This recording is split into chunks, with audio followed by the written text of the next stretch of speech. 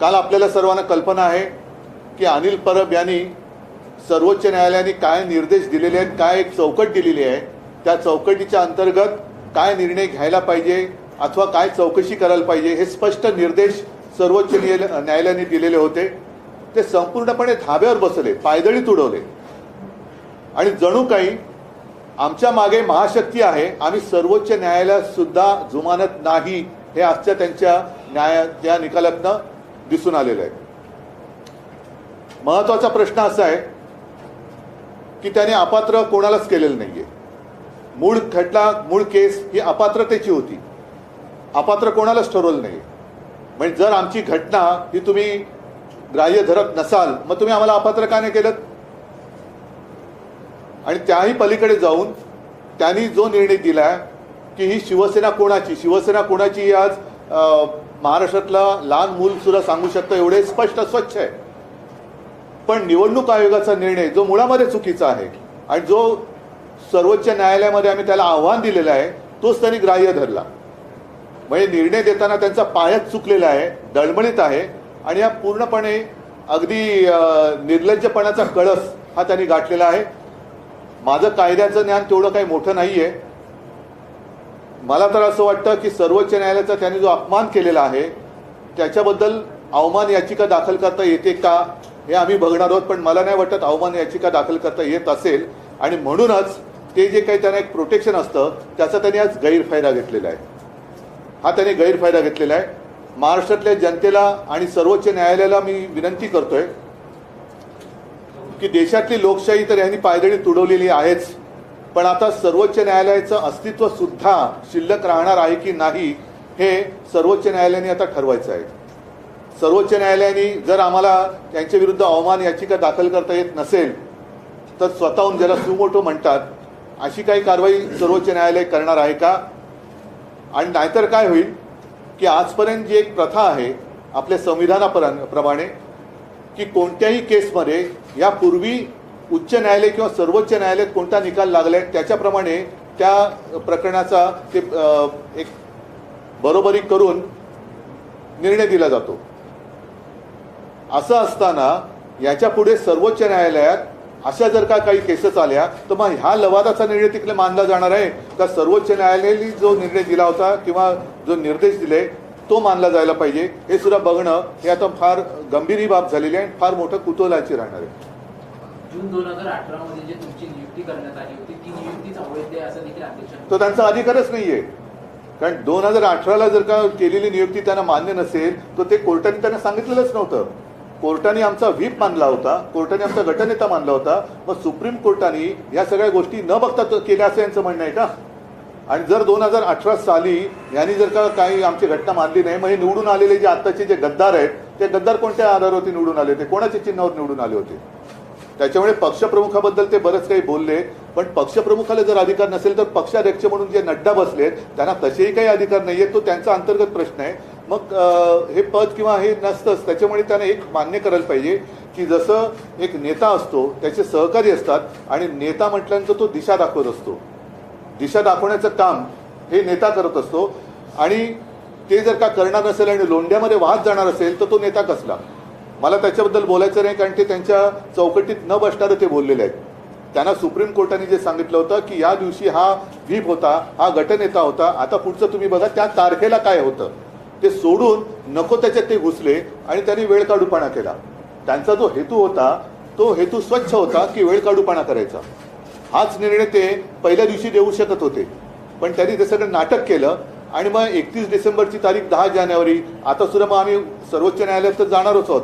पुन्हा याच्यात काही काळ जाण्याची शक्यता आहे. माझी सर्वोच्च न्यायालयाला विनंती आहे की आपण सर्व काही पाहिलेलं आहात, सर्व काही तपासलेलं आहे. आणखीन काही माहिती पाहिजे असेल तर ती सुद्धा आम्ही आपल्याला द्यायला तयार आहोत. निवडणुकीच्या आधी दूध का दूध पाणी का पाणी हे व्हायला पाहिजे. कारण यांना निवडणूक काढायची.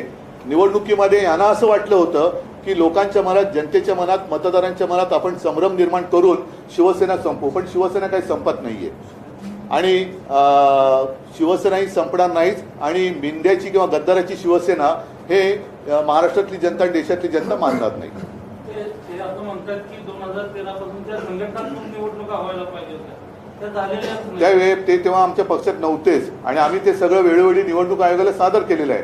त्या जर झाल्या नसतील तर मग हे मिंदे आणि त्यांच्या बरोबरचे गेले ते कोणत्या पक्षाचे म्हणून त्यांनी त्या अध्यक्षाने ॲफिडेव्हिट दिलं होतं 2019ला आणि 2014 2019 असेल काही असेल आणि आत्ता सुद्धा काय असेल ते. शिंदेची शिवसेना हीच खरी शिवसेना असा निर्णय शिंदेची शिवसेना ही शिवसेना होऊच शकत नाही कारण शिंदे आणि शिवसेना हे नातं तुटलेलं आहे. त्याच्यामुळे भले त्यांना मी काल म्हटलं ना की त्यांची मिलीभगत होती. ज्याप्रमाणे त्यांनी जाऊन एका न्यायमूर्तीने आरोपीची भेट घेतली 2दा त्याच वेळेला हे सगळं ठरलेलं होतं. पंतप्रधान जर महाराष्ट्रामध्ये अनिश्चिततेचं वातावरण होतं निकाल काय लागणार अपेक्षित होता माहिती होता का. पण तरी देखील पंतप्रधान दौऱ्यावरती येत आहेत. तरी देखील हे डावोसला जाणाऱ्यांचा दौरा आधीच जाहीर झालेला आहे आज पेपरमध्ये आलेला आहे. मग हे कसं काय तुम्हाला आधी कळलं. म्हणजे तुमचं हे सगळं सेटिंग होतं फिक्सिंग होतं मॅच फिक्सिंग होती. आणि आम्ही सर्वोच्च न्यायालयात गेलेलोच आहोत. सर्वोच्च न्यायालयाने एक यांचा आदर करण्यासाठी म्हणून त्यांच्याकडे प्रकरण दिलं होतं. पण सर्वोच्च न्यायालयाने जी चौकट आखून दिली होती त्या चौकटीच्या बाहेर जाऊन कायद्याप्रमाणे निकाल न देता एक काहीतरी प्रोसिजर त्यांनी केली आणि कायद्याचा अन्वयार्थ किंवा अनर्थ लावून तो निकाल दिलेला आहे. हा निकाल काही सर्वोच्च नाही. हा निकाल सर्वोच्च न्यायालयात टिकणार नाही आणि जनतेच्या मनात तर हा अजिबात टिकणार नाही. जनता तो स्वीकारणार नाही. उभाटा कशाला माझं उद्धव बाळासाहेब ठाकरे असं स्वच्छ आणि स्पष्ट आहे. उभाटा काय मग बाकीच्यांची आई वडिलांची नावं पण तुम्ही तशीच लावणार. आणि उभाटा असेल तर उभा ठाकलेला आहे मी. या अन्यायाविरुद्ध उभा ठाकलेला आहे. हा निर्णय तुम्हाला अपेक्षित होता का. कारण तुम्ही काल पण म्हणाला होता की येऊ असाच निर्णय काहीतरी येऊ शकतो की बघत आहे. मी अनेक अध्यक्षांवरती आरोप पण केले होते. हा निर्णय आरोप नव्हते केले मी सत्य सांगितलं होतं. ते जाऊन भेटले हा माझा आरोप नव्हता. हे सत्य आहे. हे 2 वेळा आरोपीला जाऊन भेटले हा माझा आरोप नव्हता. हे सत्य आहे. भरत गोगावलेंची आणि एकनाथ शिंदेची भरत गोगावले हे प्रतोद म्हणून आणि एकनाथ शिंदे गटनेते म्हणूनच मान्यता जी आहे ती अध्यक्षांना दिलेली आहे याच्यामध्ये. आणि सुप्रीम कोर्टामध्ये हे उलट दिसलं पाहिजे. याकडे कसं पाहिजे. भरत गोगावलेंची प्रतोद म्हणूनच नियुक्ती आहे आणि एकनाथ म्हणजेच काय की त्यांनी सर्वोच्च न्यायालयाचा अपमान केलेला आहे. सर्वोच्च न्यायालयाने स्पष्ट शब्दात सुनील प्रभू आणि अजय चौधरी यांची नेमणूक ग्राह्य धरलेली आहे. सर्वोच्च न्यायालय काही कळत नाही असं यांचं म्हणणं आहे का. त्याच्यामुळे काय झालेलं आहे की यांनी नसतीबाला स्वतःच्या अंगावरती ओढून घेतलेली आहे. आमचं काही बिघडलेलं नाहीये. जनताच पेटून उठलेली आहे आणि जनता हा अन्याय मान्य करणारच नाही. आम्हाला हा निकाल अमान्य आहे. आम्ही सर्वोच्च न्यायालयात जाणार आहोत. तुम्ही घटनेत बदल केले असंही ते म्हणतात याच्यामध्ये की नियम बाह्यपणे घटनेत बदल केले असंही ते म्हणतात. म्हणजे काय बदल केले आम्ही ज्या वेळेला घटना जी काही दिली ती घटना निवडणूक आयोगाकडे दिलेली आहे. आणि जसं आमच्यामध्ये पक्षाध्यक्ष हा आहे प्रमुख पूर्वी शिवसेना प्रमुख होतं. मी शिवसेना पक्षप्रमुख केलं कारण शिवसेना प्रमुख एकमेव त्या पद्धतीकडे शिवसेना प्रमुख नाही कोण होऊ शकत. आणि ही आमच्या पक्षाची मांडणी आहे. आम्ही जर का ती घटना मान्य हे कोण ठरवणार आहे. कारण निवडणूक आयोगाने त्या काळातले आत्ताचे नाही आहे आम्हाला मान्यता दिलेली आहे. 2013 साली जेव्हा मी पहिल्यांदा शिवसेना प्रमुखांच्या नंतर पक्षप्रमुख झालो ती घटना आम्ही दिलेली आहे. 2018ला दिलेली आहे. तर हे कोण टिकोजीराव मध्ये बोलणार आहे. जाऊ द्या. भरत गोगावलेना जरा तरी एक दिवसाचं तरी मंत्रीपद लाभेल असं त्यांना वाटते. त्याच्यामुळे तो विषय सोडा. ते सोडा. त्यांचं जॅकेट फुकट झाले मापं बदलावं लागली.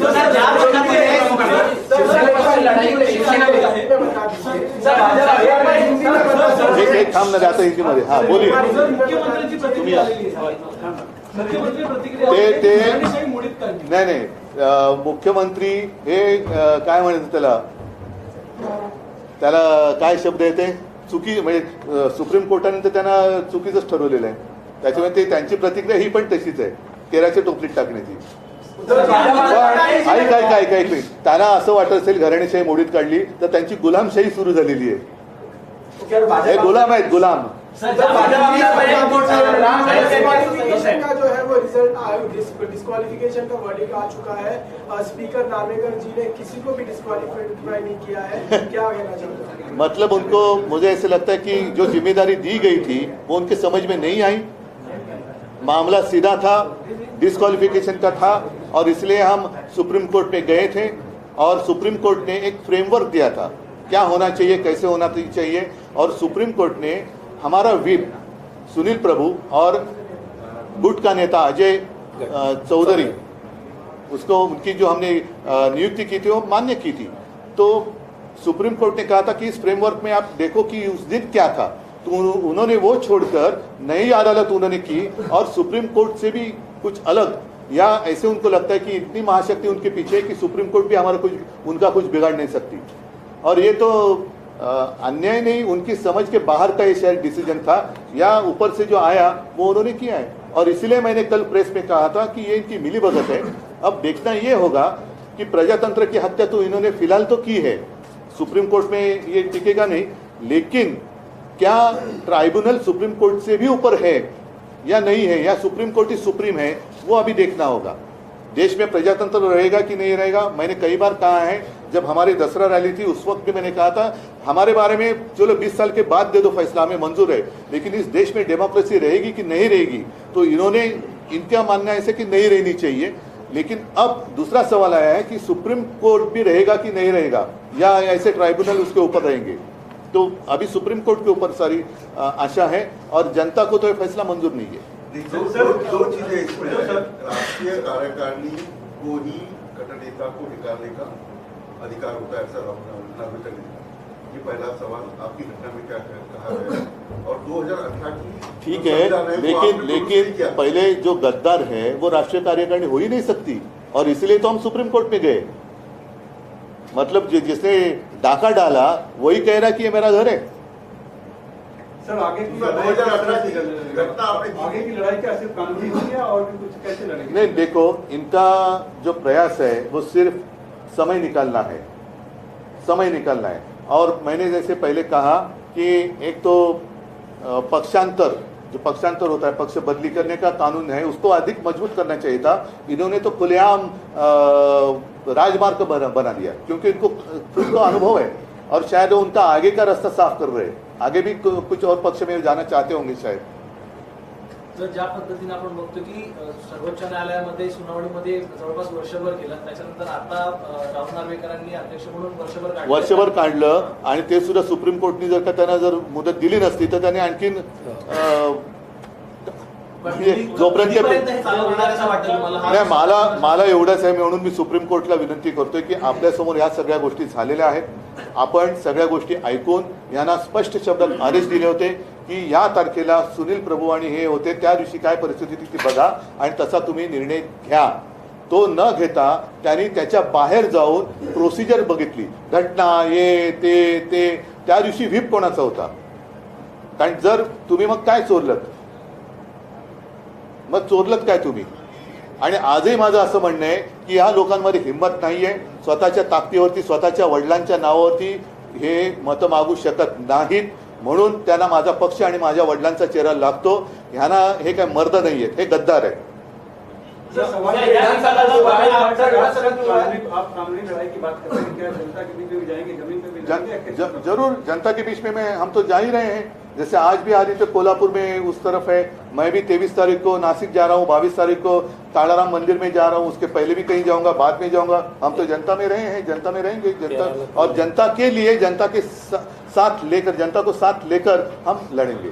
सर, विधानसभा संजय राऊत यांच्यावरती आरोप आहे की आमचं सरकार पूर्णपणे संविधानिक मार्गाने स्थापन झालं। उपमुख्यमंत्री देवेंद्र फडणवीसांनी म्हटलंय सरकार पूर्णपणे संविधानिक मार्गाने स्थापन नाही, सुप्रीम कोर्टाचे आज शिक्कामोर्तब झालं। नाही, त्यांचं म्हणजेच ते देवेंद्र फडणवीस सुद्धा सुप्रीम कोर्टाचा अपमान करतायत। कारण सुप्रीम कोर्टाने त्यावेळेला जे सगळं म्हटलं होतं की राज्यपालांनी केलेल्या कारवाया सगळ्या चुकीच्या होत्या, सगळं काही चूक होतं आणि केवळ एक नाईलाज म्हणून त्यांनी यांना मान्यता दिली होती। म्हणजे हे सगळं बाद झालेलं सरकार आहे।